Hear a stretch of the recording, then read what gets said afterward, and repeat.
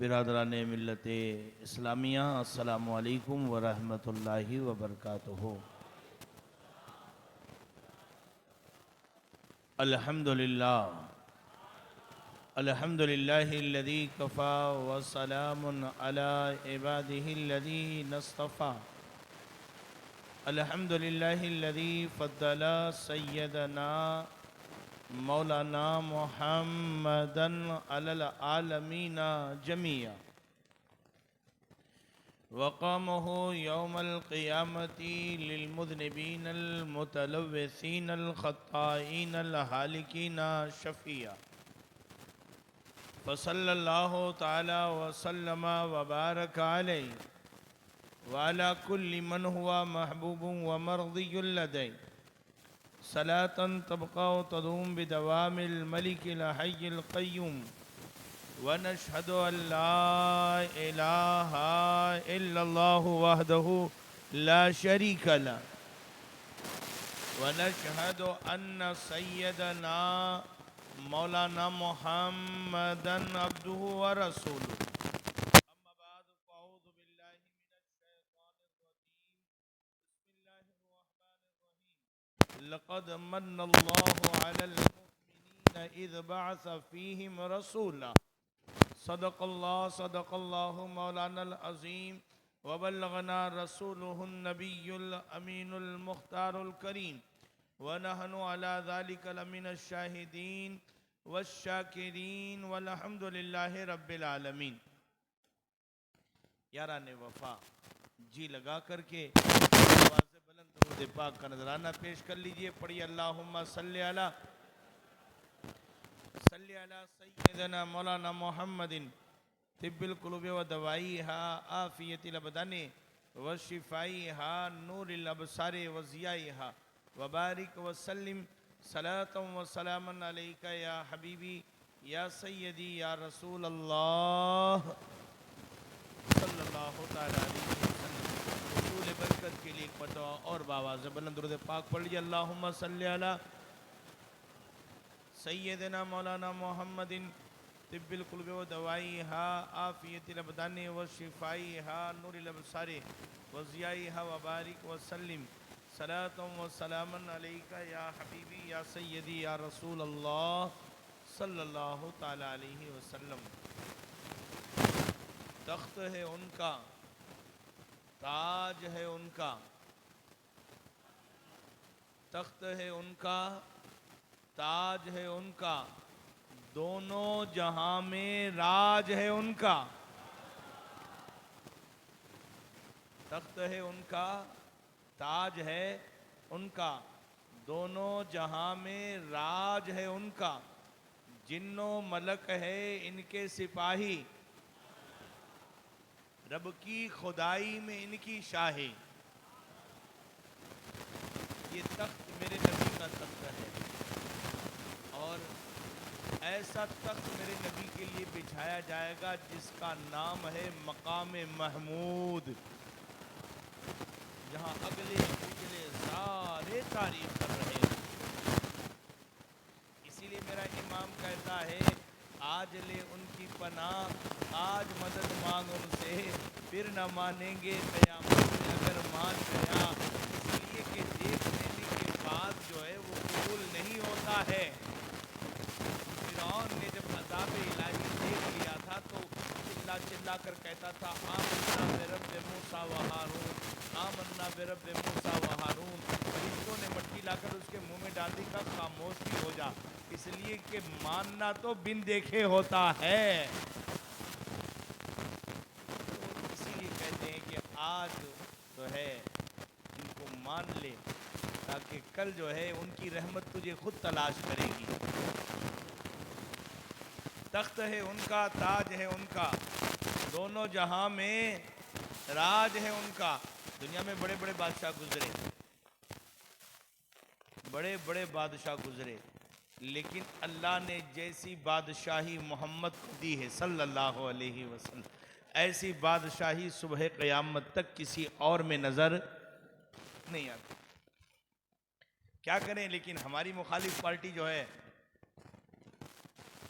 विरोध पक्ष वाले जो है वो वो पता नहीं अल्लाह के बारे में बहुत छोटा अकीदा रखते हैं। वो कहते हैं यार कि अल्लाह किसी को कुछ दे ही नहीं सकता है। वो कहते हैं अल्लाह किसी को कुछ देता ही नहीं है, खुद ही रखता है सब, किसी को कुछ नहीं देता है। उनको कहो कि अल्लाह ने अपने हबीब को इल्म ग़ैब ज़कात नहीं दिया, उनको कहो कि अल्लाह ने अपने हबीब को हाजिर और नाजिर बनाया, कहा नहीं बनाया। उनको कहो कि अल्लाह के हबीब को मालूम है कि माँ के पेट में क्या, कहते नहीं। इनसे कहो कि अल्लाह के हबीब को मालूम है कौन कब कहाँ मरेगा, तो कहते नहीं। अच्छा, हदीसें हमें चीख चीख के बताती हैं कि ये सारी बातें हुजूर को मालूम थी, सारी बातें हुजूर को मालूम थी।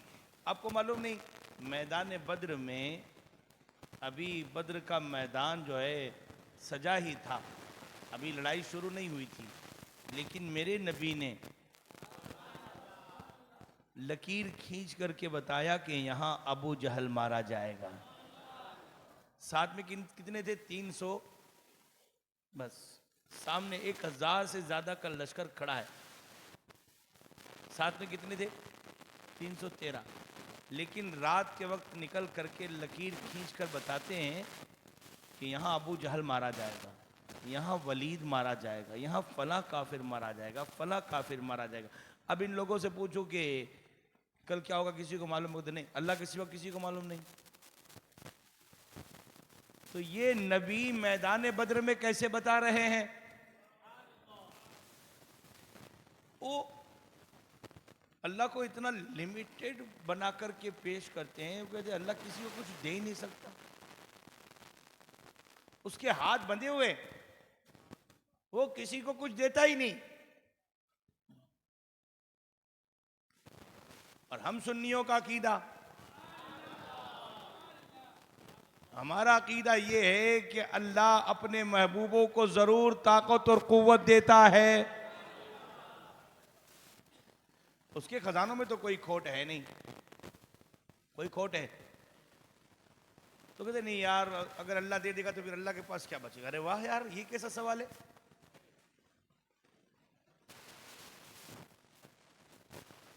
तो वो लोगों को यही सिखाते हैं कि अल्लाह किसी को कुछ देता नहीं, खुद ही रखता है, अपने ही रखता, किसी को कुछ नहीं देता। एक सीधी सी बात बताओ कि अल्लाह देखता है कि नहीं? अल्लाह सुनता भी है ना? और उससे अच्छा सुनने वाला तो कोई नहीं, उससे अच्छा देखने वाला भी कोई नहीं। अच्छा, आप लोग सुनते हो कि नहीं? सुनते हो ना, और देखते भी हो।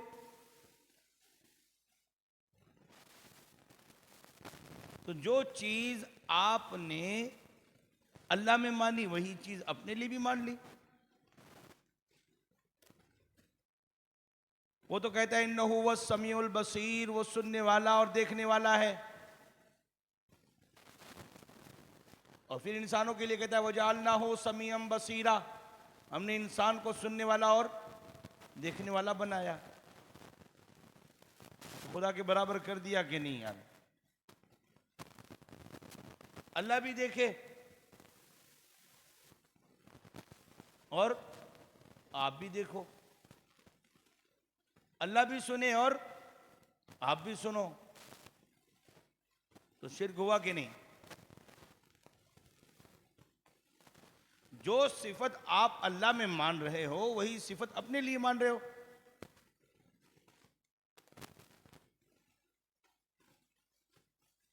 अगर ये कह दो कि अल्लाह नहीं देखता, नहीं सुनता, तो इससे बड़ा कोई कुफ्र नहीं।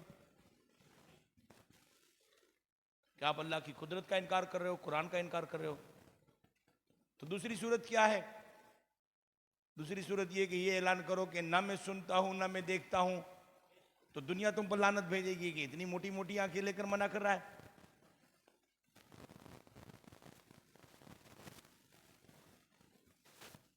बात समझ में आ रही है मेरे भाई? अल्लाह का सुनना और है, हमारा सुनना और है। अल्लाह का देखना और है, हमारा देखना और है। अल्लाह देखता है, आंखों से पाक है। अल्लाह ताला सुनता है, कान से पाक है। हम सुनते हैं तो मोहताज हैं, वो सुनाए तो सुन सकते हैं, वो दिखाए तो देख सकते हैं। पता चला कि हमारा खुद का अपना नहीं है, उसका दिया हुआ है। वो देने में कंजूसी नहीं करता। वो इतना बड़ा जवाद है, इतना बड़ा करीम है, इतना बड़ा करीम है कि वो बेनियाज है। वो बेनियाज है। खुद कहता है कुलिल्लाहुम्मा मालिकल मुल्क तुतिल मुल्क मन तशा व तंज़िउल मुल्क मिम्मन तशा। अल्लाह ही मुल्कों का मालिक है। अल्लाह ही मुल्कों का मालिक, और जिसे चाहता है मालिक बनाता है। उसकी मिल्कियत में कोई फर्क पड़ने वाला नहीं। अगर ये कहो कि अल्लाह ही मुल्कों का मालिक है, इसलिए कोई मालिक नहीं, तो ये अकीदा ठीक है?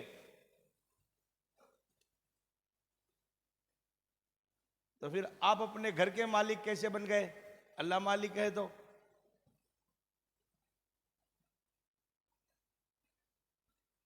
मालिक जमीन का कौन है? अल्लाह है। जमीन का मालिक अल्लाह है। तो आप अपने घर के मालिक कैसे बन गए? या तो अल्लाह को मालिक मानो या खुद को मालिक मानो। आप अपने घर के मालिक कैसे हो गए? जब अल्लाह मालिक है तो फिर आप अपने घर के मालिक नहीं हो सकते।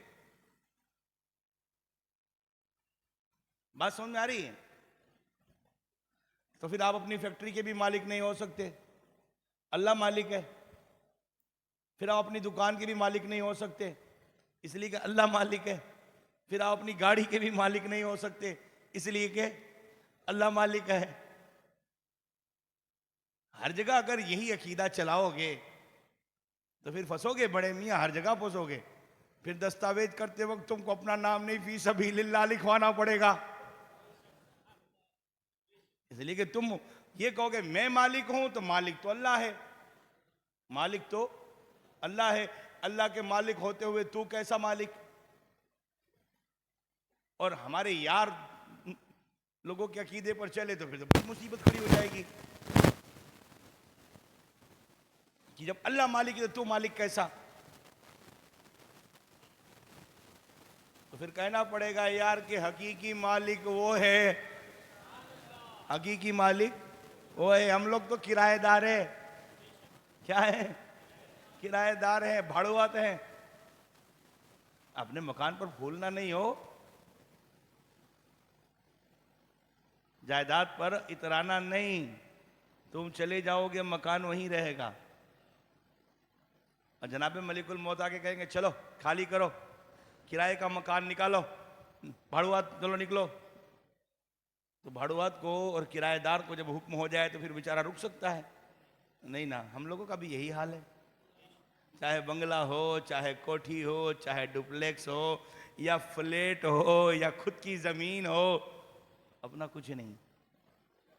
अपना कुछ भी नहीं। खरीदा था आपके दादा ने, वो बेचारे चले गए।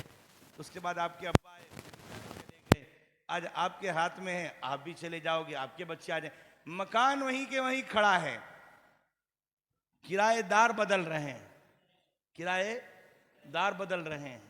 इसलिए मकान पर फूलने जैसा नहीं है, फख्र करने जैसा नहीं है। ये तो ये जो जिंदगी जो है वो किराए की है। सारी चीजें यहीं रह जाएंगी और हमको निकाल के बाहर कर जाएगा, चलो निकलो, तो सब कुछ छोड़ छाड़ के चले जाना पड़ेगा। हम लोग जो हैं असली मालिक नहीं, असली मालिक अल्लाह है। कुलिल्लाहुम्मा मालिकल मुल्क तुतिल मुल्का मन तशा। वो मालिक ऐसा मालिक है जिसे चाहता है मुल्कों का मालिक बना देता है, जिसे चाहता है मुल्कों का मालिक बना देता है, जिसे चाहता है खजानों का मालिक बना देता है, जिसे चाहता है इल्म का मालिक बना देता है, जिसे चाहता है गैब का जानने वाला बना देता है, जिसे चाहता है बता देता है माँ के पेट में क्या है, और जिसे चाहता है बता देता है कौन कब मरेगा, जिसे चाहता है बता देता है कि कयामत कब आने वाली है। आपको मालूम नहीं, अल्लाह ताला ने सुलेमान अलैहिस्सलाम को बड़ी जबरदस्त सल्तनत दी थी ना। तो लेकिन सुलेमान अलैहिस्सलाम की सल्तनत को लाखों सलाम यार, बड़ी जबरदस्त सल्तनत थी हो। सारी दुनिया पर सल्तनत थी इनकी। 4 बादशाह ऐसे गुजरे हैं जिनकी हुकूमत सारी दुनिया पर रही। पूरे वर्ल्ड पर 2 मोमिन है 2 काफिर हैं, 2 मोमिन है 2 काफिर है। इन 2 मोमिन में एक हजरत जुल्करनैन है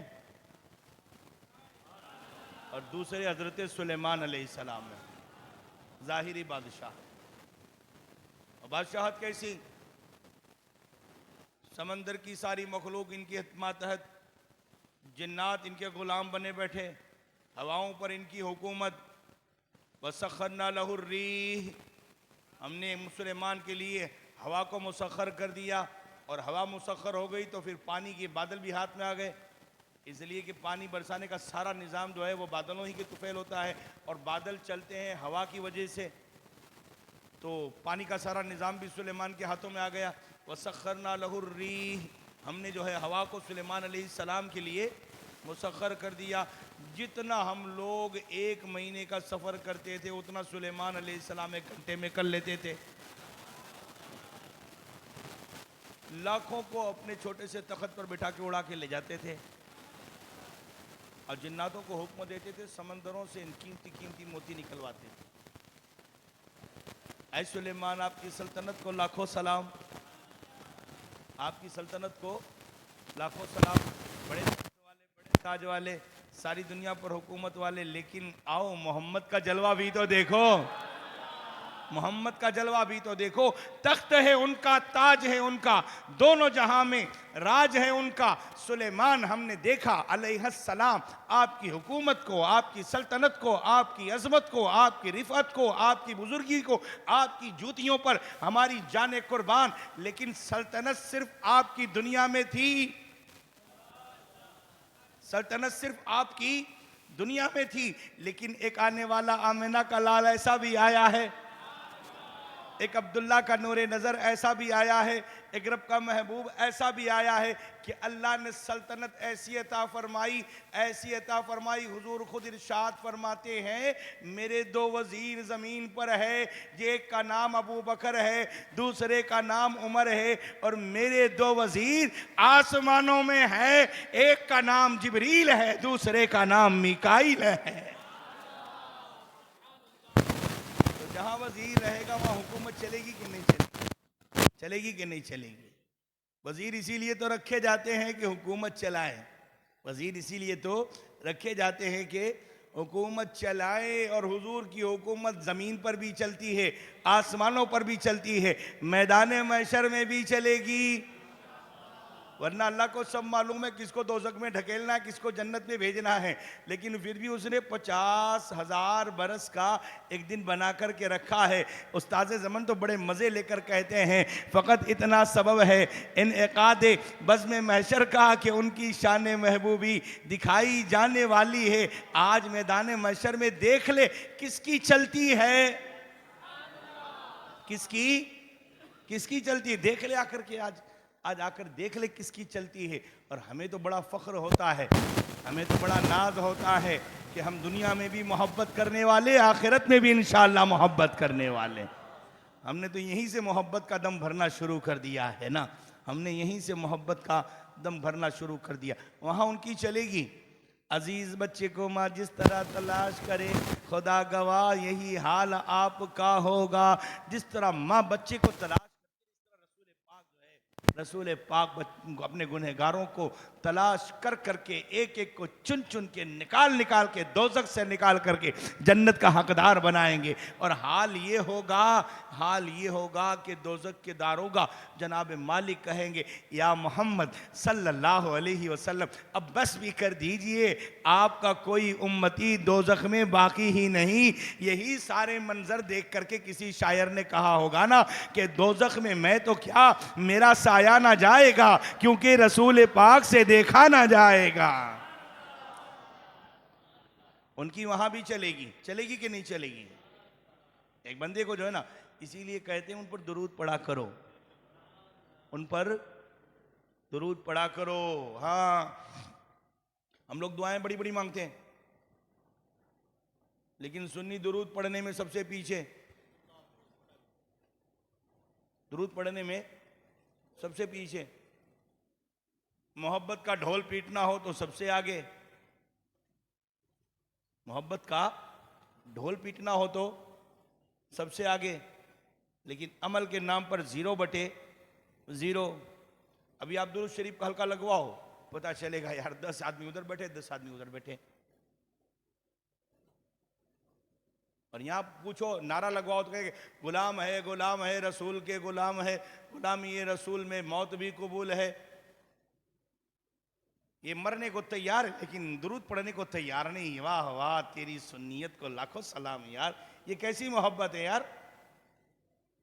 तेरी जबान खुलती नहीं अपने हबीब पर दुरूद पढ़ने के लिए, हालांकि भला तेरा ही हो रहा है, भला तेरा ही हो रहा है। देखो खुदा जो है ना, खुदा जब किसी चीज का हुक्म देता है तो फिर जो है ना, तो किसी चीज का हुक्म देता है तो फिर वो खुद करने में शामिल नहीं होता। हमको तौफीक दे दे, बड़ी बात है। आप लोगों को तौफीक मिली मस्जिद में आने की, ये अल्लाह का बहुत बड़ा एहसान है। और नबार लोग घूम रहे होंगे, आप यहां बैठ के जिक्र मुस्तफ़ा सुन रहे हो, अभी मस्जिद में बैठ के, अभी मस्जिद में बैठ के, तो तौफीक मिल जाना बड़ी बात है। तौफीक जल्दी से मिलती नहीं बंदों को इबादत करने की, जिक्र अस्कार करने की, कि बंदा जो है वो जिक्र अस्कार करे। हम लोग दुरूद पढ़ने में सबसे पीछे रहते हैं, अमल करने में हम सबसे पीछे, मोहब्बत के नारे लगाने हो तो सबसे आगे। अल्लाह हमें जब कोई चीज का हुक्म देता है, ए बंदो, ए मोमिनो नमाज पढ़ो, लेकिन खुद तो नहीं पढ़ता। कहा मैं तुम्हें तौफीक दूंगा, नमाज पढ़ो। हमें नमाज पढ़ने का हुक्म दिया, नमाज पढ़वा रहा है, लेकिन खुद नहीं पढ़ता। हमें हुक्म होता है रोजा रखो, लेकिन खुद उन तो चीजों से पाक ही है, खुद तो रोजा रखता नहीं। हमें कहता है तुम्हें तौफीक दूंगा और ज्यादा रोजा रखो। हमें कहता है खाने काबा के चक्कर लगाओ, फेरे मारो, हज करो। क्या करो? हज करो, लेकिन खुद तो इन चीजों से पाक है, फेरे लगानों से। यानी जितनी भी इबादत का हमें हुक्म देता है, सिर्फ ऑर्डर देता है ये करो, ऑर्डर देता है ये, वरना फिर वो खुद उसमें शामिल नहीं होता, इसलिए उन चीजों से पाक है। एक इबादत ऐसी भी है, अब तो तड़प के कहो ना, एक इबादत ऐसी है, खुद इरशाद फरमाता है इन्नल्लाह व मलाइकतहू युसल्लूना अलन नबी या अय्युहल्लज़ीना आमनू सल्लु अलैहि व सल्लिमू तस्लीमा। ऐ ईमान वालो, सबसे पहले तो अल्लाह दुरूद भेज रहा है, अल्लाह सलाम भेज रहा है और उसके फरिश्ते भी भेज रहे हैं। अब तुम भी भेजना शुरू कर दो। मैं अपने किसी काम में किसी को शरीक नहीं करता, लेकिन जब हबीब पर दुरूद भेजने की बारी आए तो फिर अकेले भी नहीं पढ़ता, तुम सबको भी साथ में लेकर के पढ़वा लेता हूं। उस वहदहू ला शरीक ने हमें इस काम में क्या कर दिया, शामिल कर लिया। तो ये बहुत बड़ी बात है, लेकिन हम लोगों से ये काम होता नहीं। अभी घर पे जाके बोल दो 12,000 दुरूद पढ़ने हैं, तो घर की औरतें सब एक रसोड़े में, एक बाजार में और एक मोहल्ले में बाजू वाली के यहाँ।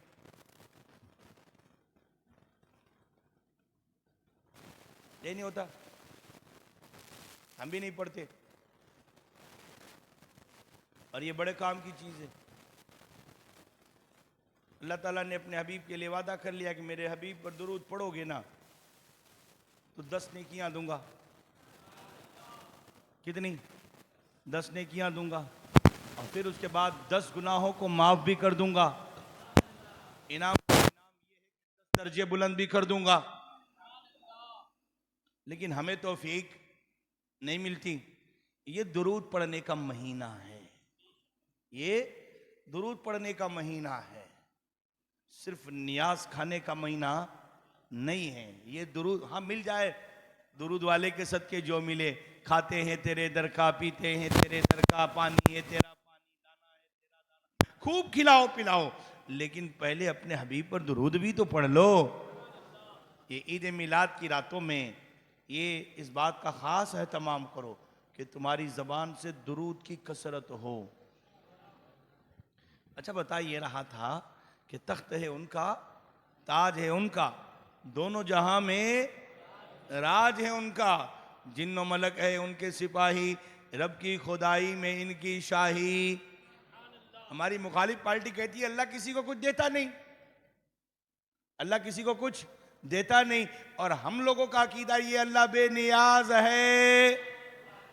उसने सुलेमान को सल्तनत दी, जुल्करनैन को सल्तनत दी, अल्लाह वालों को ताकत व कुव्वत दी, और इतना देता है, इतना देता है कि कोई अब्दुल कादिर जिलानी अपनी हथेली दिखाकर कहता है नजर तो इला बिलादिल्लाहि जमान का खरदलतिन अला हुक्म इत्तिसाली। मैं सारी कायनात को ऐसे देखता हूँ जैसे हथेली में रखे हुए राई के दाने को बंदा देखा करता है। और कोई अगर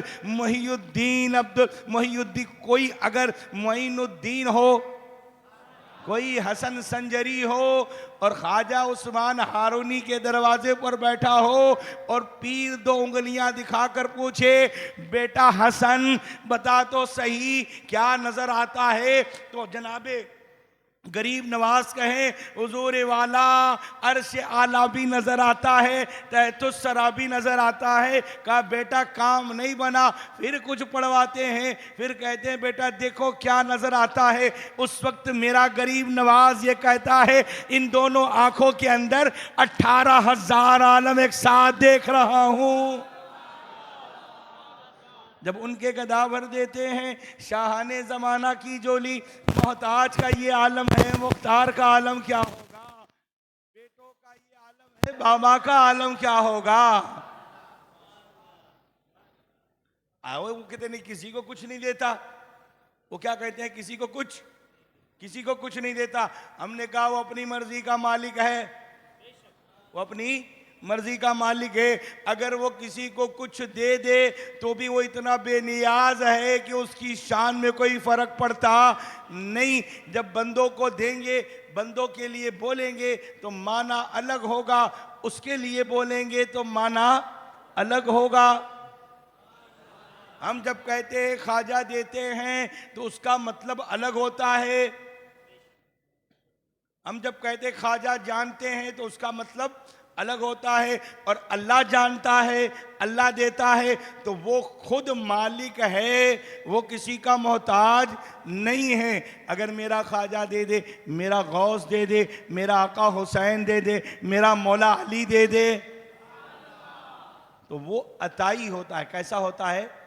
अताई होता है।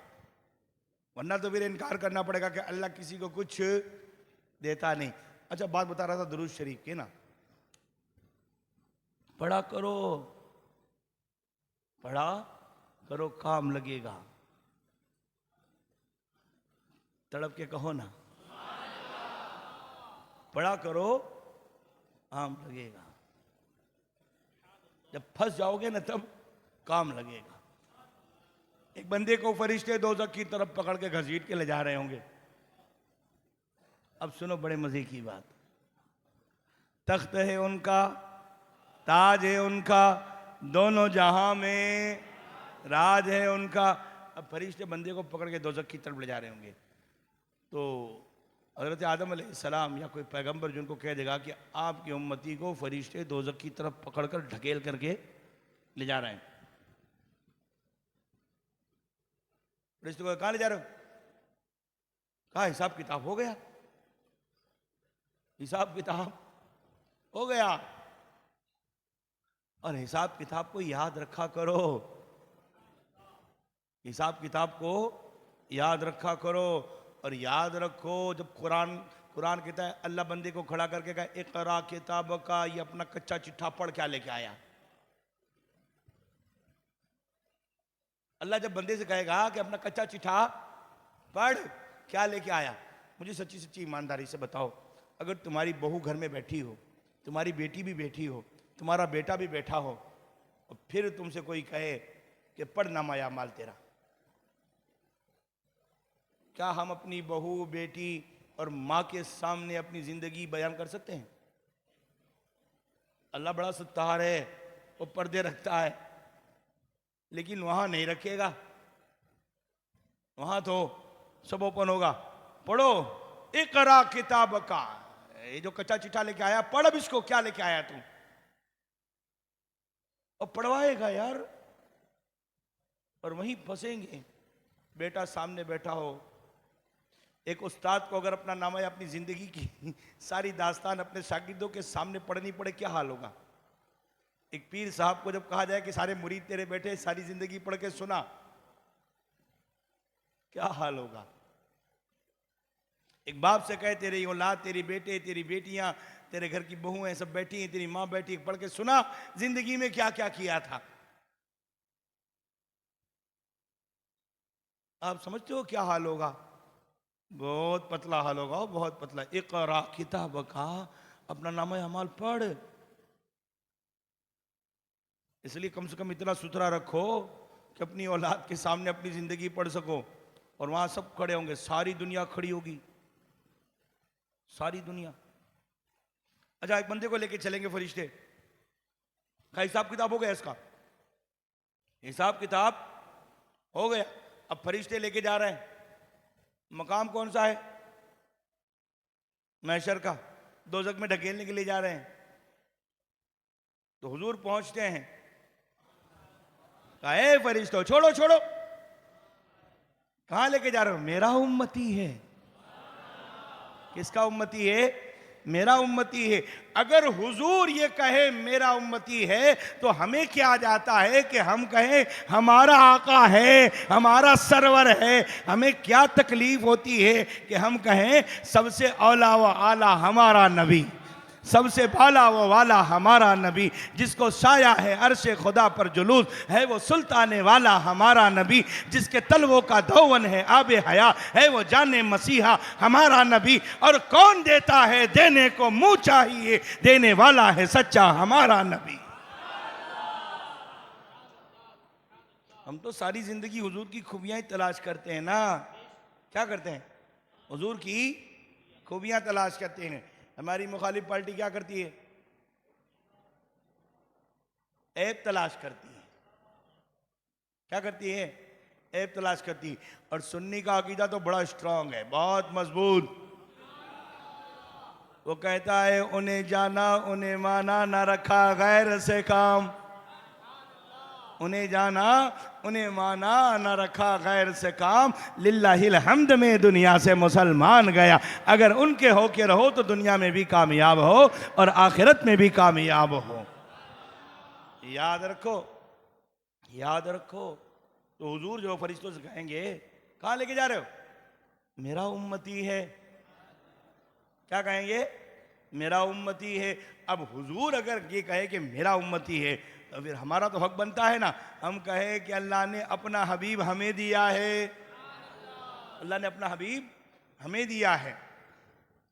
लेकिन कुछ लोगों की तकलीफ यार, क्या करें?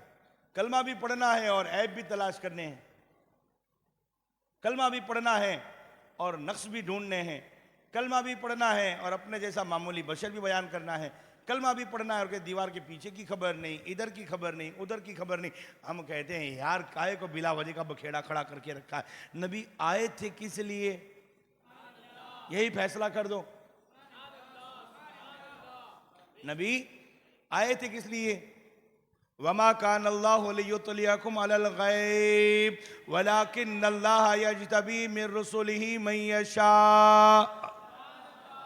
अल्लाह हर एक को गैब का जानने वाला नहीं बनाता है, लेकिन जिसे चाहता है अपने रसूलों में से चुन लेता है, ये अल्लाह का कुरान कहता है।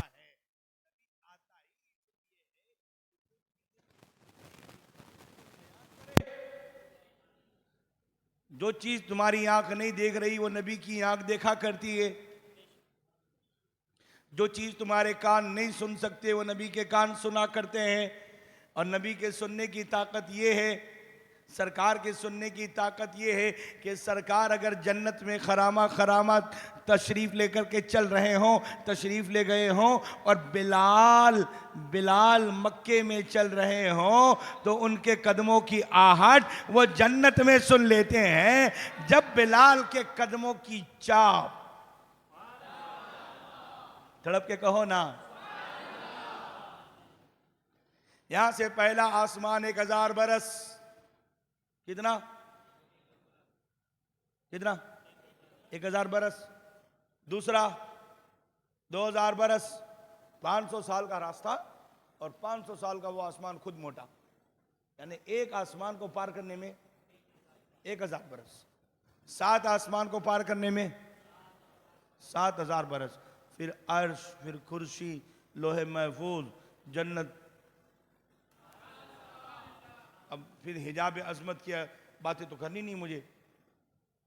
हमारा भावनगर तो मदीने से इतना दूर नहीं है यार, तड़प के कहो ना, हमारा भावनगर मदीने से इतना दूर नहीं है। अगर वो जन्नत में रह करके, अगर जन्नत में रह करके बिलाल के कदमों की आहट और उनकी चाप को सुन सकते हैं, पहचान सकते हैं, तो भावनगर मदीने से इतना दूर नहीं है। फिर तो कहना पड़ता है फरियाद उम्मती जो करे हाले ज़ार में, मुमकिन नहीं कि खैर बशर को खबर ना हो। हम जब भी अपने नबी को पुकारते हैं, हमारा नबी हमारी मदद के लिए, हमारी रहनुमाई के लिए ज़रूर हाजिर होता है, नाजिर होता है। इसीलिए तो मेरा इमाम कहता है दूर और नजदीक के सुनने वाले वो कान, काने लाले कर अहमद पे लाखों सलाम, मुस्तफा जाने रहमत पे लाखों सलाम। तो उनके कान हमारे कान अलग, जैसे उनके कान है ऐसे हमारे नहीं, जैसी उनकी आंखें हैं हमारी नहीं। एक मर्तबा सूरज को ग्रहण लगा और हुजूर ने नमाज पढ़ाना शुरू किया। सहाबा सब जो है हुजूर के पीछे नमाज पढ़ रहे थे और दौरान नमाज हुजूर कुछ पीछे हटे, चालू नमाज हुजूर जो है 2-4 कदम पीछे हटे तो सहाबा भी पीछे हटे। फिर थोड़ी देर हुई कि हुजूर आगे बढ़े तो सहाबा जो अपनी अपनी जगह पर फिर वापस जहां खड़े थे वहां आ गए, हुजूर मुसल्ला रिसालत पर आ गए। फिर दौरान नमाज हुजूर ने यूं हाथ किया लंबा,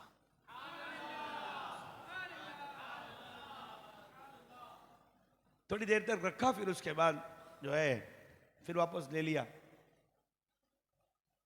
नमाज खत्म हुई तो सहाबा हुजूर के पास पहुंचे, कहा या रसूल अल्लाह, आज जैसा हुआ ऐसा तो कभी नहीं हुआ, आज जैसा हुआ ऐसा कभी नहीं हुआ, ये क्या हुआ?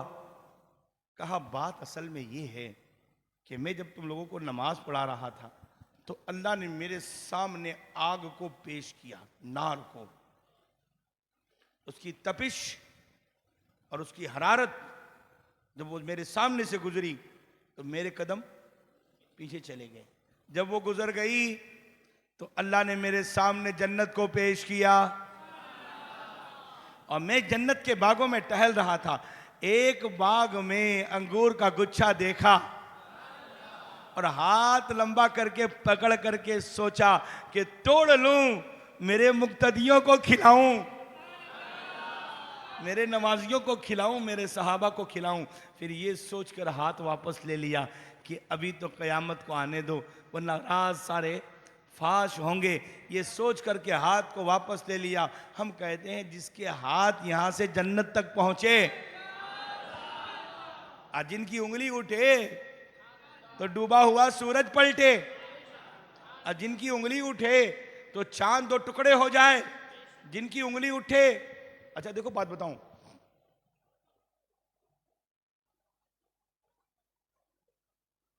हुजूर को जो है ना अल्लाह ने बड़ी ताकत और कुव्वत से नवाजा, अल्लाह ने बड़ी ताकत और कुव्वत से नवाजा और हर खूबी अता फरमाई, हर खूबी अता फरमाई। मक्का शरीफ में, मक्का शरीफ में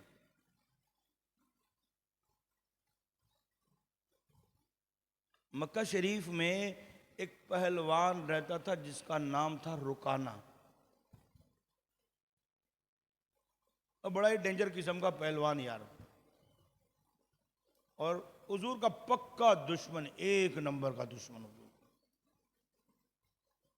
और सबको पकड़ पकड़ कहता किसी दिन अगर मोहम्मद का मुझसे मुकाबला हुआ ना तो मैं इनको कमर के बल पछाड़ करके उनके सीने पर चढ़ जाऊंगा और इनको हरा के दम लूंगा। अब बॉडी बिल्डर लोग होते हैं, उनको जो है थोड़ा ज्यादा फख्र होता है, और वो तो उस वक्त का जाना माना पहलवान, कई पहलवानों का एक पहलवान कहलाता था, और उसकी भाग बनी हुई थी उसकी ग्वादी में। एक दिन हुजूर जो है सल्लल्लाहु अलैहि वसल्लम उसी वादी की तरफ जा निकले, उसी वादी की तरफ जा निकले, और खुदा की करनी ऐसी कि रुकाना पहलवान सामने आ गया। उसने कहा, मोहम्मद सल्लल्लाहु अलैहि वसल्लम, तुम बनी हाशिम के हो और बनी हाशिम से मेरा पुराना ताल्लुक है, इसलिए मैं तुम्हें अपनी वादी से वापस जाने दे रहा हूं, वरना मैं तुमको कभी ना छोड़ता। मुझे तुमसे सख्त तकलीफ और सख्त नफरत है। तुम ये जो सहर अंगेजी और जादूगरी करते हो, तुम ये जो लोगों को अपने नए दीन की तरफ बुलाते हो और हमारे खुदाओं को झूठा कहते हो, इस चीज से मुझे बड़ी तकलीफ है। अगर तुम सच्चे रसूल हो, सच्चे नबी हो, सच्चे रसूल और सच्चे नबी हो, तो फिर आओ कुश्ती में मुझे गिरा दो, मेरी पीठ जमीन पर लगा दो, मैं मान लूंगा तुम सच्चे रसूल हो। अब रसूलुल्लाह को तो ये कह देना चाहिए कि मैं कुश्तियां लड़ने थोड़े ना आया।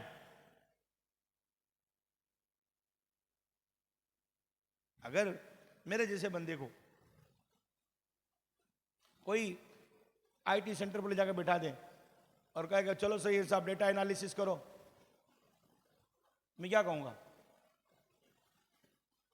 बाबा ये डेटा का एनालिसिस करना अपना काम नहीं, मेरा काम किताबें पढ़ना है, ये काम मुझसे नहीं होने वाला। अगर आपको उठाकर कोई खेत में भेज दे कि ये 10 किलो बाजरा है, इसको बो दो और इसको उगाना है, आप क्या करोगे? खेत में पांव रखते इतने इतने पांव अंदर धस जाएंगे, अभी 10 कदम भी नहीं चलोगे, वापस आ जाओगे। नहीं यार अपना काम नहीं है, ये अपने विषय की चीज नहीं है, ये कुछ अलग ही चीज है। यहां तो किसी किसान को आना पड़ेगा और किसी किसान को उठा करके आप जो है कंप्यूटर बिठा दो, तो यूं हथौड़ा मुक्के मारेगा, चलता क्यों नहीं है? इसलिए कि उसकी लाइन नहीं है। तो जो जिस लाइन का होता है उसमें वो परफेक्ट होता है। लेकिन नबी हर खूबी लेके आता है, हर कमाल लेके आता है, हर असमत लेकर आता है।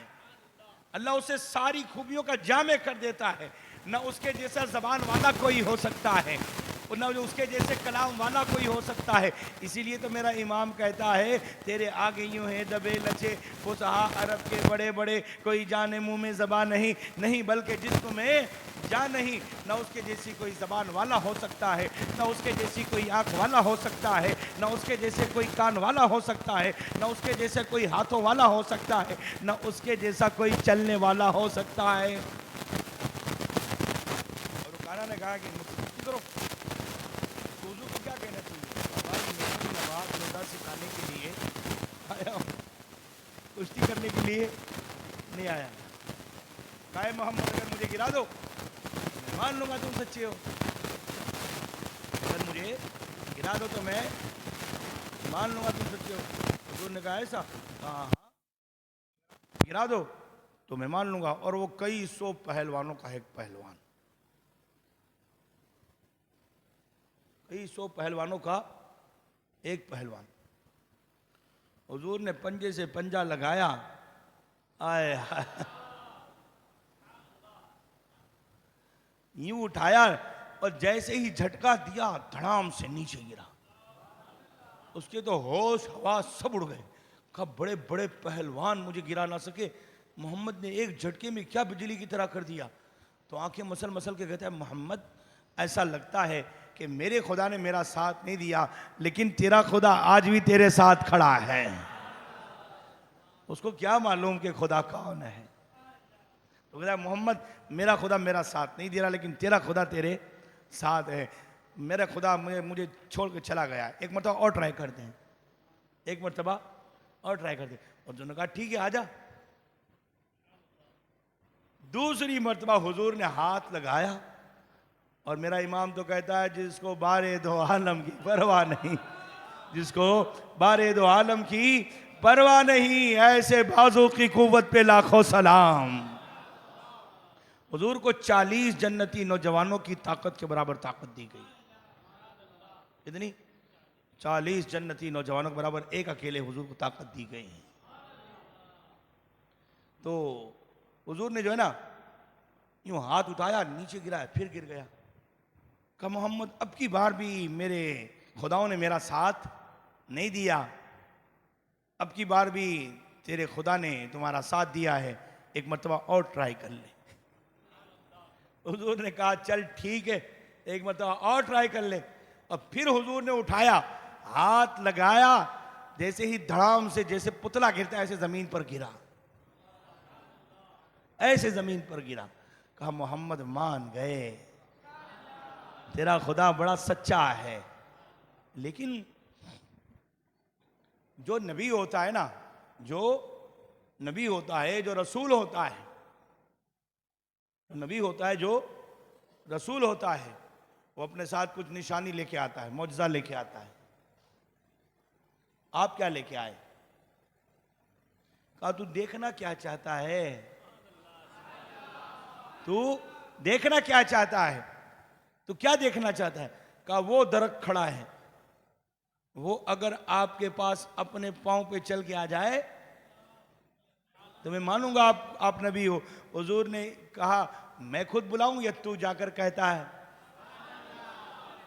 जाकर कह दे तुझे रब के महबूब ने बुलाया है, तुझे हबीबुल्लाह ने बुलाया है, तुझे मोहम्मदुर रसूलुल्लाह ने बुलाया है। जाकर उसने कहा, और दरख्त ने अपनी जड़ों को जमीन को चीर करके अपनी जड़ों को घसीटता हुआ हुजूर के कदमों तक आया और उसके पत्ते पत्ते से आवाज आने लगी ला इलाहा इल्लल्लाह मुहम्मदुर रसूलुल्लाह सल्लल्लाहु अलैहि वसल्लम। रुकाना पहलवान भी वहीं खड़े खड़े कलमा पढ़ करके मुसलमान हो गया। इधर हजरत अबू बकर सिद्दीक और उमर परेशान हुए एक कहीं हुजूर का और रुकाना का मुकाबला ना हो जाए, तो ढूंढते ढूंढते रुकाना की वादी में वो भी घुस गए कि कहीं आ तो नहीं गए। तो देखा हुजूर भी खड़े हैं, रुकाना भी खड़ा है। कहा या रसूल अल्लाह हम बड़े डर लगे, हमें बड़ा डर महसूस हो रहा था कि रुकाना आपको कोई तकलीफ ना पहुंचा दे।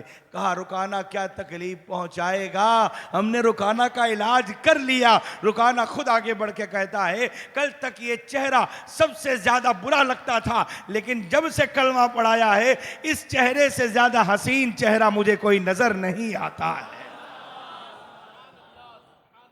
तो नबी आता ही इसलिए, नबी आता ही इसलिए है कि जो चीज़ें हमारी आंख नहीं देख सकती उसे देख के बताए, जो चीज़ हमारे कान सुन नहीं सकते वो हमें सुन के बताए, जो चीज़ हमने महसूस न की वो महसूस करके बताए।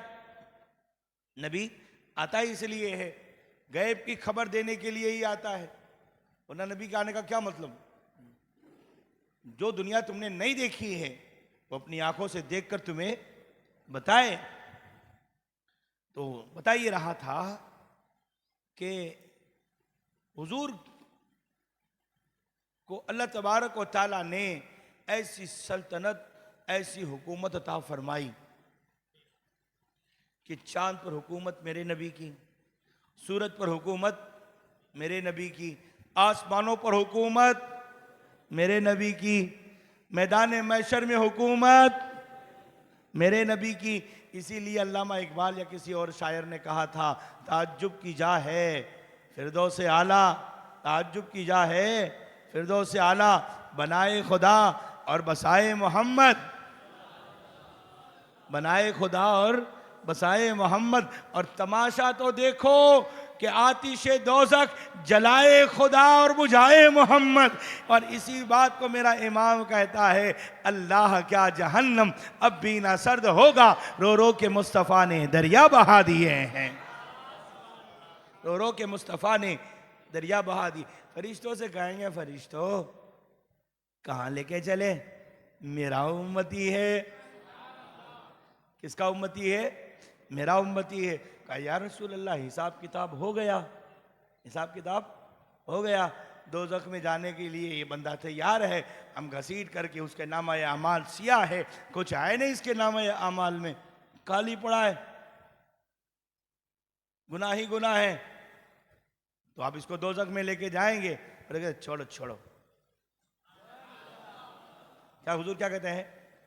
छोड़ो छोड़ो, वापस लेके चलो। तो क्या फरिश्तों ने कोई धांधली की होगी? हमारे यहाँ घाल मेल कर देते हैं ना, हिसाब किताब में जो चोपड़े लेके बैठते हैं वो जो है आगे पीछे कर देते हैं। तो फरिश्तों के बारे में तो ये नहीं सोचा जा सकता है, उनसे तो अदना सी भूल नहीं होती। तो फिर फरिश्तों को कहना चाहिए, या रसूलल्लाह हिसाब किताब तो हो गए खत्म, और जो फैसला आना था आ गया, अब तो इसको सीधा दोज़ख में जाना। लोग नहीं, छोड़ो चलो मीज़ान अमल पे वापस, मीज़ान अमल पर वापस लो मेरे उम्मती को। तो फरिश्ते चुपचाप मान रहे हैं। आप लोग सुभान अल्लाह नहीं बोल रहे हैं, लगता है आपको लुत्फ नहीं आ रहा इस बात का। फरिश्ते चुपचाप उसको लेकर के चल देते हैं। अब ये शेर पूरा मजा आएगा। तख्त है उनका, ताज है उनका, दोनों जहां में राज है उनका। और फरिश्ते दोस्तों की कर ले चलो चलो मेरी उम्मती को, चलती है वहां उनकी चलती है। कैसे आकाओं का बंदा हूं रजा, बोल वाले मेरी सरकारों के। कहा फरिश्ते चलो चलो लेके चलो वापस।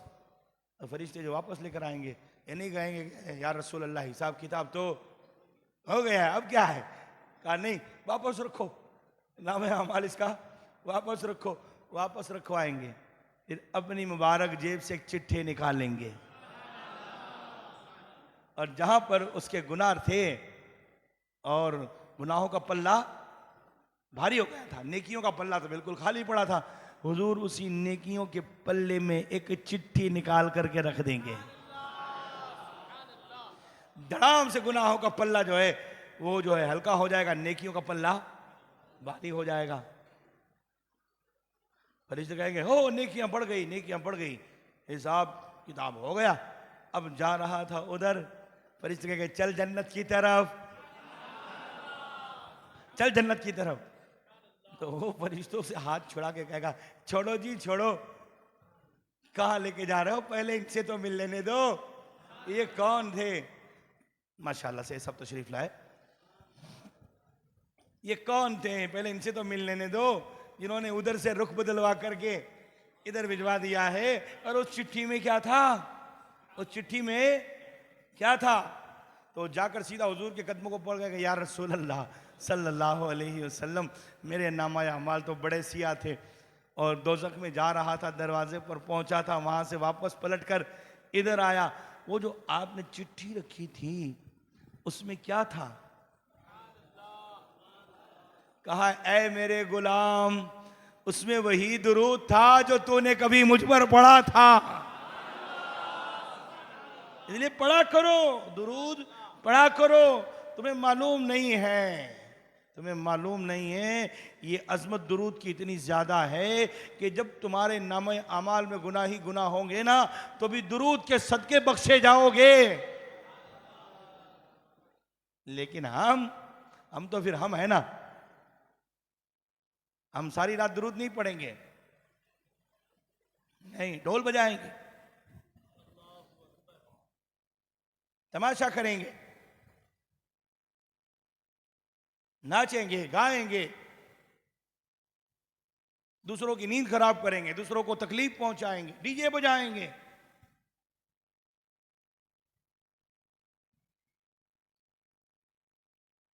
क्या ये हुजूर से मोहब्बत है? मैं मानता हूं आपकी मोहब्बत सर आंखों पर, आप जो मोहब्बत का इजहार, आप अगर झंडे लगाते हो, कुमकुमे लगाते हो, और जो आप जो ये सारी चीज़ें करते हो, ये मोहब्बत की निशानी है। और मुझे बेदरेग मानना चाहिए कि सब मोहब्बत की निशानी है, लेकिन असले मोहब्बत नहीं है, असले मोहब्बत नहीं। एक चीज होती है मकसूद, और एक चीज होती है कि उससे लवाहिक, उसकी जरूरत की चीजें। जिस तरह आपके यहां जब निकाह होता है तो इजहार निकाह के लिए आप क्या करते हो? भाई हमारी मेमन बिरादरी का बंदा है तो कहेगा 250 से कम की कंकोत्री तो नहीं चलेगी,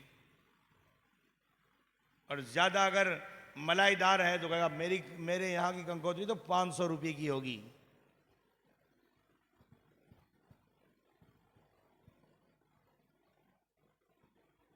कागज में पैसा डालने के लिए तुम्हें पैसा लाने दिया है? गरीबों के बच्चे भूखे प्यासे मर रहे हैं और तुम जो है वो कंकोत्री के कागज में पैसा डाल रहे हो, अपनी आन बान शान और इज्जत जाहिर करने के लिए कि हमारे यहां जो है शादी का कार्ड निकलेगा, बड़ा महंगे किस्म का निकलेगा। ये निकाह के इजहार की एक सूरत है, लेकिन असल मकसूद तो नहीं ना।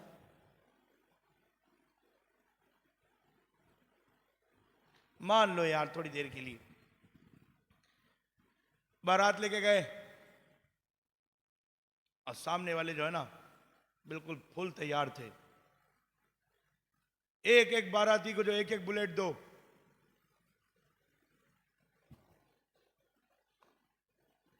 बारातियों के लिए भाई मजे ही मजे हैं। कहा सोने और चांदी के चमचों से इन्हें खिलाओ, एक एक लाख वाला रूम उनके लिए पैक करवा के रखो। अब जो है सारे इसी में लगे हैं, ये इंतज़ाम करो, वो इंतज़ाम करो, रिसोर्ट के अंदर ये लेकर आओ, ये लेकर आओ, और ये सोने का चमचा और चांदी का चमचा और चांदी का जूता और सोने का ये, इसी में करते करते खिलाते पिलाते पिलाते शाम हो गई। एक एक बाराती को 10-10 जोड़े दिए, आईफोन मोबाइल दिया। कहानी कर रहा हूं, सचमुच नहीं, सिर्फ खाली कहानी, बात आपको समझाने के लिए। शाम हो गई, इसी भागादौड़ में रहे कि किसी बाराती को कोई तकलीफ नहीं होनी चाहिए, एक रत्ती बराबर तकलीफ नहीं। पूरे शहर में नाम होना चाहिए कि बारात तो फलां की कराई थी। और हमको जो है ना फॉर्मेलिटी तो बहुत अच्छी लगती, हम लोग फॉर्मेलिटी के दीवाने हैं। दिखावा करना हो तो फिर जो है हमारे जैसा तो कोई नहीं, हम पहले नंबर पर आ जाएंगे दिखावा करने में तो। लेकिन अल्लाह को ये पसंद नहीं, अल्लाह को ये पसंद। सुबह की आई बारात, नाश्ता करते, दोपहर का खाते और स्विमिंग पूल में नहाते धोते, और शाम हो गई, कहा चलो चलो अब दुल्हन को लेके चलो, दुल्हन को लेके चलो, और भेजा यहां बुलावा।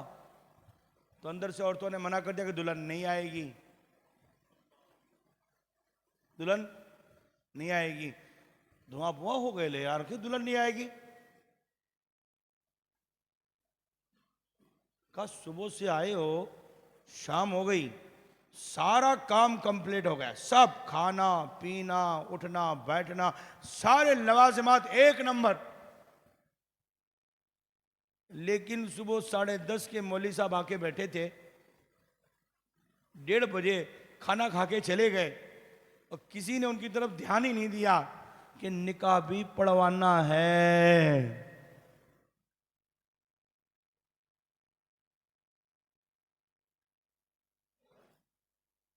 आया समझ में? नहीं आया? आया भाई, ये खाना पीना, ये रिसोर्ट, ये बंगले, ये सारी लवाजिमात आपको किस लिए थी? निकाह के लिए। उसको इग्नोर कर दिया, इसको इग्नोर कर दिया, दूसरे लवाजिमात में लग गए, ये नहीं कमी होनी चाहिए, ये नहीं कमी होनी चाहिए, ये नहीं कमी होनी चाहिए। शाम को जब दुल्हन लेके चलने की बारी आई तो पता चला सब कुछ तो कंप्लीट था, लेकिन जो असले मकसद था वो तो हुआ ही नहीं, उसको तो इग्नोर कर बैठे। अब यहां तकाजा कर रहे, कहा नहीं जा सकती दुल्हन। कहा मौलवी साहब को पकड़ो, कहां गए मौलवी साहब? वो मसला पूछोगे, यार सारा हमने इतना लाखों का खर्चा किया है और ये दुल्हन देने को तैयार नहीं। कहा दुल्हन कैसे देंगे? ये दुल्हन घर से बाहर नहीं जाएगी, इसलिए कि अभी तक निकाह तो हुआ ही नहीं। तुमने जो असल चीज थी उसको क्या कर दिया? इग्नोर कर दिया, और लवाजिमात में लगे रहे, ये मंडप और ये जलसा और ये फला पेशकश और ये चढ़ावा और वो चढ़ावा और ये उतारा और वो उतारा। तो जो इजहार की चीजें थी उसी के पीछे लग गए, जो मकसूद था उसे छोड़ गया। हमारा हाल भी कुछ ऐसा ही है। मैं मानता हूं ये झंडियां, ये कुमकुमे, ये हुजूर के लिए नियाजों का खिलाना, हुजूर के नाम पर अपना मालो दौलत लुटाना, ये इजहार मोहब्बत है, मोहब्बत नहीं। ये इजहार मोहब्बत है, मोहब्बत नहीं। मोहब्बत इसको कहते हैं, आज 12वीं की रात में मस्जिद में बैठ करके बंदा ये नियत कर ले, या रसूल अल्लाह आपके चेहरे पर दाढ़ी सजी हुई थी, मैं भी आज 12वीं की रात में अपने चेहरे पर सुन्नत रसूल सजाकर जिंदगी की तब्दीली खड़ी करूंगा। मोहब्बत इसे कहते हैं। इत्तबा का नाम मोहब्बत है, पीछे पीछे चलने का नाम मोहब्बत है। जो हुजूर ने हुक्म दिया है उसे बजा लाने का नाम मोहब्बत है। मैं आपके जज्बों को सलाम करता हूँ, यकीनन आपके जज्बे बहुत अच्छे हैं, बहुत उम्दा है। आप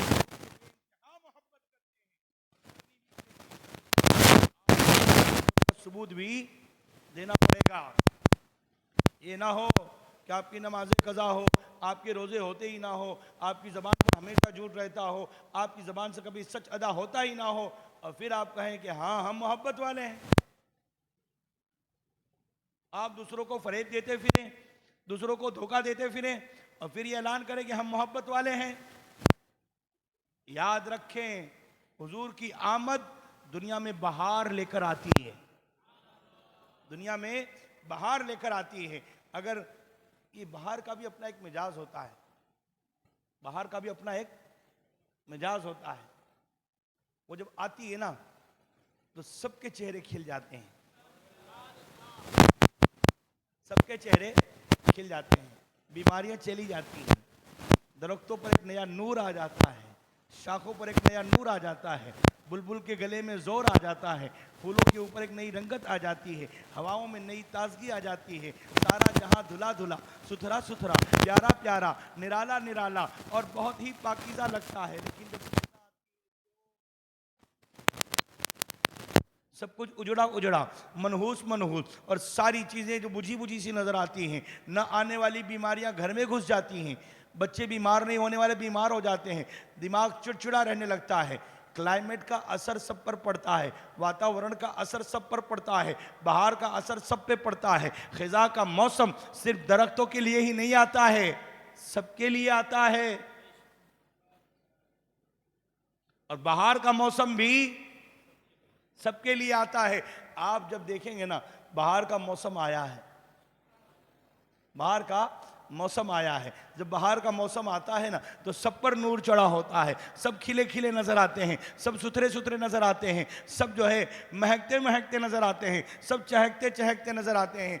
ईसा को गुजरे हुए आ तशरीफ लाए हुए 571 साल हो चुके थे। खिजा ही खिजा थी, खिजा ही खिजा थी, खिजा ही खिजा थी, अंधेरा ही अंधेरा था, पतझड़ ही पतझड़ था, जुल्म ही जुल्म हो रहा था।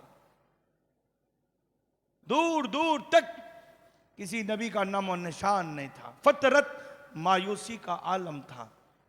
तो मायूसी होती है तो सब पर होती है। कितने साल बीत गए? 571 साल, 5 सदियां। कितनी? 5 सदियां जो है, ये जब पतझड़ का मौसम रहा, फिर अल्लाह ने कहा हबीब अब तेरी बहार आएगी।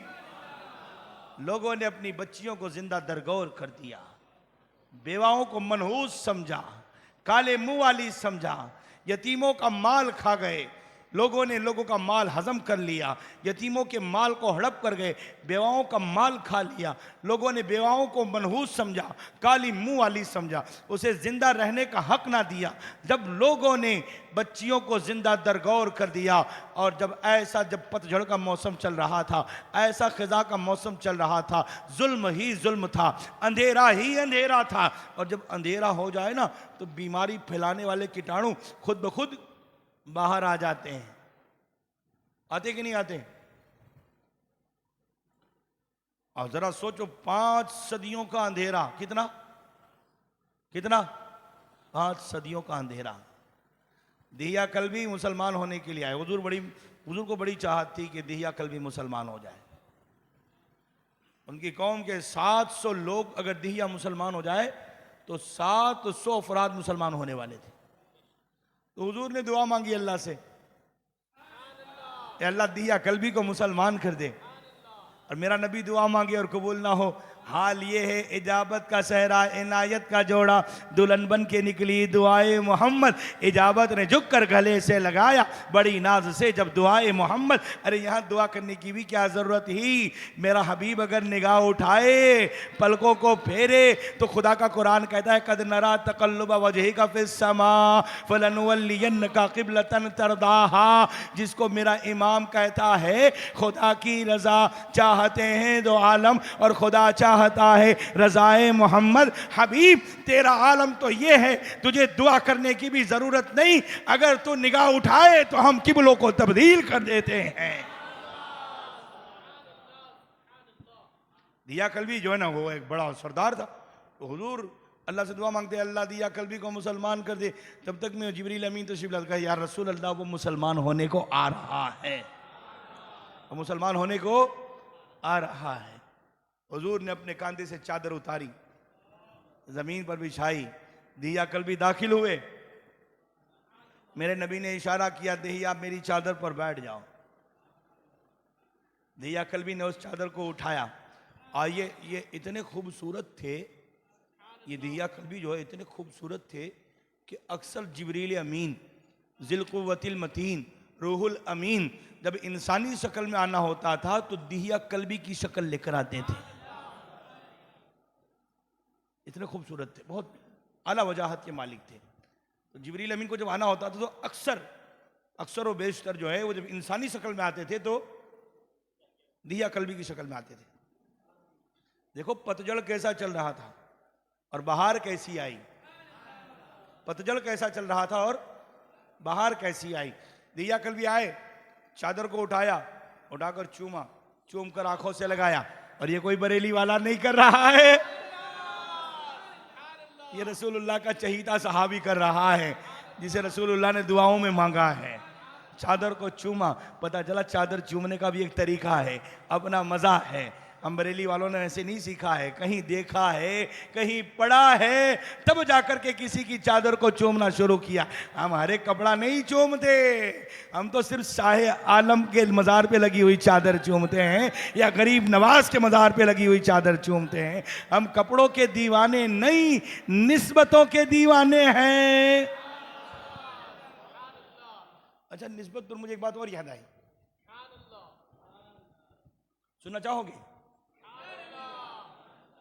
पूरा मजमा सुभान अल्लाह नहीं बोला तो मैं भी नहीं बोलता। अभी आप नहीं बोले बराबर से, और जितना बोलोगे उतना तुम्हारे नाम अमल में लिखा जाएगा। मैं तो खाली जरिया बन रहा हूँ। फरिश्ते लिख रहे हैं मस्जिद में बैठ करके दीवाने की तरह सुभान अल्लाह सुभान। हम लोग ईद मनाते ना, ईद ईद ईद ईद मनाते ना। आप लोग सबसे ज्यादा तैयारी किसकी करते हो? रमजान ईद की हो बाबू, बड़ी ईद आई, रमजान की ईद आए, कपड़ा लिया, जूता लिया, फिर वो जो है नए नए सूट लिए, परफ्यूम लिया, टोपी ली, मोजा लिया, ये दुनिया भर की। और कुछ तो हमारे जियाले ऐसे ऐसे मजबूत कि इधर रमजान का चांद दिखा नहीं कि कपड़े की 5 जोड़ी निकाल के दर्जी के यहां देनी है कि नहीं? ऐसा बकरीद में तो नहीं करते यार। 5 बजे भी उठा है, 5 बज गए, फजर की नमाज के बाद फौरन ईद की नमाज है, मुंह धुला नहीं धुला, कुर्ता पहना, सीधा आया मस्जिद, और यहीं बैठा बैठा फजर भी पढ़ ली और ईद भी पढ़ ली। अब घर जाके 11 बजे तक आराम से सो गए। लेकिन ये काम आप रमजान ईद में नहीं करते हो? 1 महीने पहले से तैयारी हो, ईद आ रही है, ईद आ रही है। कभी कभी चांद नहीं नजर आता तो हमारे भाई लोग तो कहीं से भी ढूंढ के निकाल के लेके आते हैं ना, कलकत्ता में, हैदराबाद में, असम में, उड़ीसा में, कहीं भी दिख गया पकड़ के ले आओ चांद को। तो बड़ी ईद कौन सी?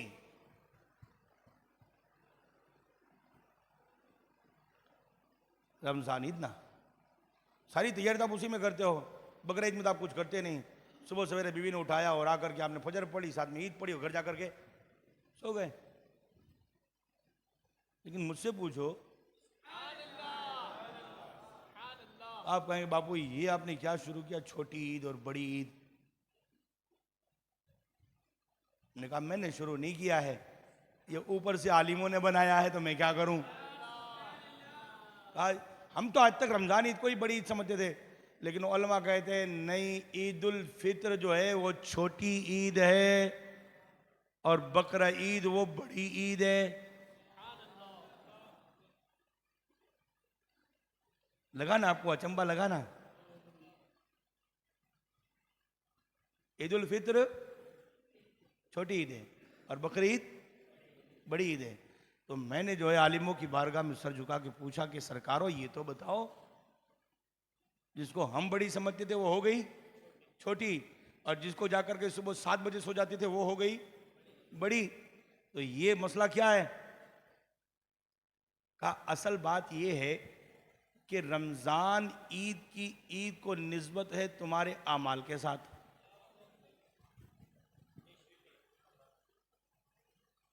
तुम्हारे आमाल के साथ। इनाम किसको मिल रहा है? तुमको मिल रहा है। इनाम किसको मिल रहा है? तुमको मिल रहा है। तो किसके अमाल के साथ निस्बत हुई? हमारे अमाल के साथ, है ना? रमजान ईद की ईद को निस्बत है हमारे अमाल के साथ। हमारे रोजे, हमारे फितरे, हमारी तरावी, हमारी ज़कात, हमारा सदका।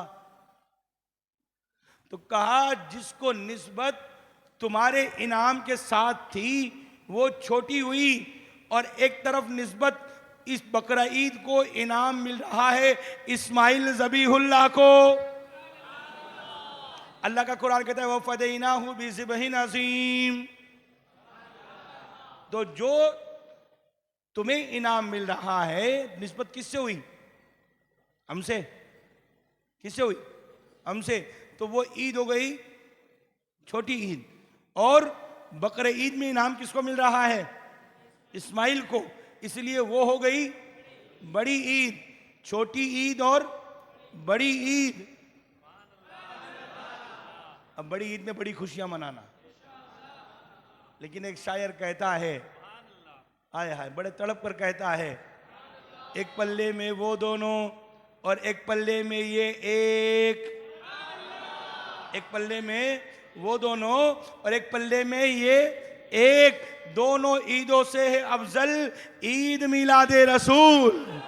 दोनों ईदों से है अफजल ईद मिलादे रसूल। तो हुजूर की ईद जो है ना, इसलिए रमजान ईद को निस्बत हमसे, तो वो छोटी बकरी ईद को निस्बत इस्माइल से, तो वो इससे बड़ी और सबसे बड़ी ईद ईद मिलादुन नबी, इसको निस्बत रब के महबूब से है। इसलिए इससे बड़ी दुनिया में कोई ईद हो ही नहीं सकती है।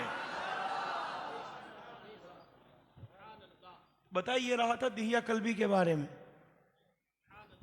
दिया कल्बी आए और निस्बत से देखो कहां से कहां चला गया। मैं यार एक अच्छी बात आप लोगों को मालूम हो गई ना, तो अभी इस ईद को खूब गजवज के मनाओ। निसार तेरी चहल पहल पर हजारों ईदे रबीउल अव्वल, सिवाय इबलीस के जहां में सभी तो खुशियां मना रहे हैं। एक ये दिया कल्बी आए मुसलमान होने के लिए। मुसलमान हो गए, हुजूर ने कलमा पढ़ाया, अल मुख्तसरिये के मुसलमान हो गए, कलमा पढ़ाया। और जब हुजूर ने कलमा पढ़ा लिया, कलमा पढ़ के मुसलमान हो गए, अब रोना शुरू किया। फूट फूट के रो रहे। कैसे रो रहे? फूट फूट के रो रहे, दाढ़ी रो रो करके तर कर ली। अब हुजूर तसल्ली दे रहे हैं कि मुसलमान हो गए, अब क्यों रो रहे हो? कहा या रसूल अल्लाह, अपनी पिछली जिंदगी के गुनाहों को याद करके रो रहा हूं। कभी कभी पिछली जिंदगी के गुनाहों को याद कर लिया करो, और याद नहीं करोगे तो फरिश्ते कब्र में याद करवाएंगे। इसलिए यहीं याद करके इरेजर लगा लो, तौबा करके यहाँ तौबा करके इरेजर लगवा लो। और अगर तुम नहीं याद करोगे तो फिर फरिश्ते कब्र में याद करवाएंगे, अभी धोखे मार के याद करवाएंगे। इसलिए पिछली जिंदगी गुनाह याद। कहा या रसूलल्लाह, मेरी पिछली जिंदगी बहुत खराब। कहा क्या? कहा मैंने अपने हाथों से अपनी कौम की 70 बच्चियों का गला घोंट करके उन्हें जिंदा दरगोर कर दिया। ये है अंधेरा। क्या है? अंधेरा। 571 साल का अंधेरा, पतझड़ का मौसम, खिजा का मौसम। ऐसा खिजा का मौसम, पतझड़ का मौसम। कितनी बच्चियां? 70 बच्चियां अपने हाथों से जिंदा दरगोर कर दी।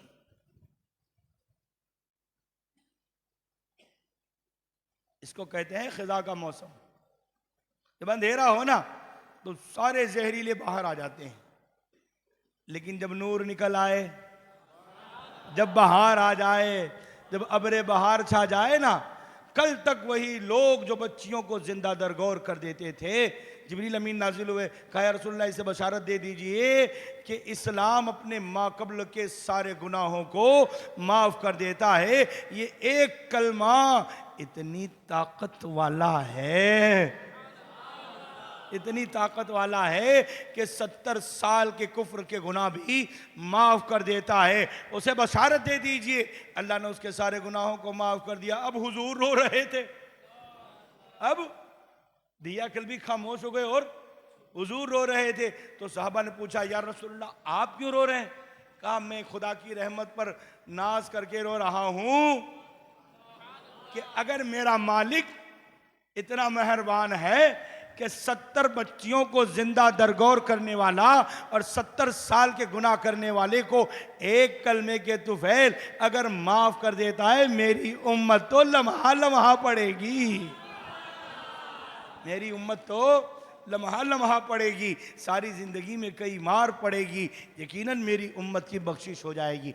इसे कहते हैं अंधेरा। जब तक हुजूर नहीं आए थे 70 बच्चियां जिंदा दरगोर हो गई, लेकिन जब अल्लाह ने अब्र बहार भेजी, रबी अव्वल आई, पहली बहार आई, कायनात में उजाला हुआ, कायनात में नूर फैला, तो सबसे पहले अबू लहब की लौंडी सुहैबा भागी भागी अबू लहब के यहाँ गई, कहा अबू लहब मुबारक हो, तेरे यहाँ भतीजा पैदा हुआ है। ये ऐसा मुबारक बच्चा आया कि कायनात की पहली औरत को आज़ाद करवा करके ज़मीन पर कदम रख रहा है। और अबू लहब ने उंगली के इशारे से कहा सुहैबा जा, आज़ाद है। क्या है? आज़ाद है। अभी कदम रखा, इसको कहते हैं बहार। क्या कहते हैं? बहार। आज जब तक कल तक मच्छियां मारी जा रही थी, आज क्या हो रहा है? आज़ाद की जा रही। हजरत हमजा की बच्ची को पालने के लिए चार साहबी आ गए, हम पालेंगे, हम पालेंगे। हुजूर कहते हैं जिसने 3 बच्चियां पाल ली, जन्नत में ले जाना मोहम्मद का काम है। इसको कहते हैं बहार आई। क्या आई? बहार आई।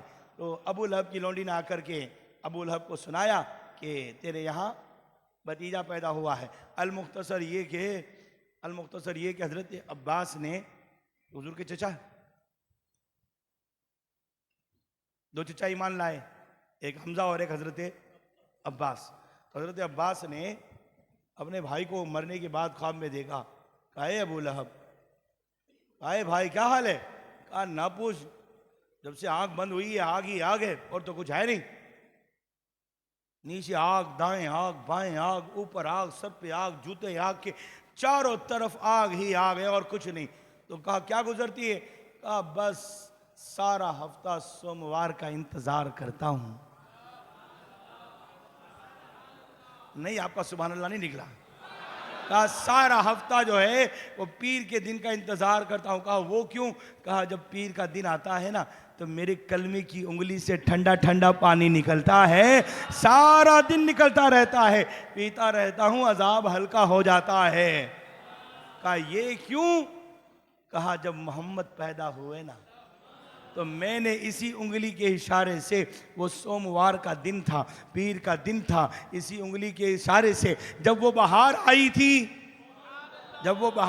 थी, इसी उंगली के इशारे से मैंने अपनी लोंडी को आज़ाद कर दिया था। अल्लाह इसी का बदला मुझे दे रहा है। अबू लहब ने तो भतीजे की खुशी मनाई थी।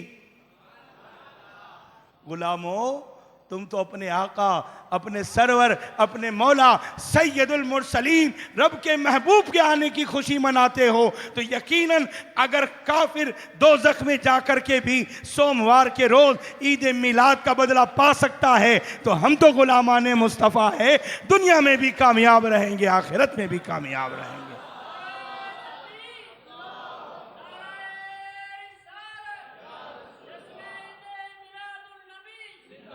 हश्र तक डालेंगे हम पैदाइश मौला की धूम, मिसले फारस नजद के किले गिराते जाएंगे, खाक हो जाए अदू जलकर मगर हम तो रजा, दम में जब तक दम है जिक्र उनका सुनाते जाएंगे। वाखिर दावाना अनिल हम्दुलिल्लाहि रब्बिल आलमीन। अस्सलाम।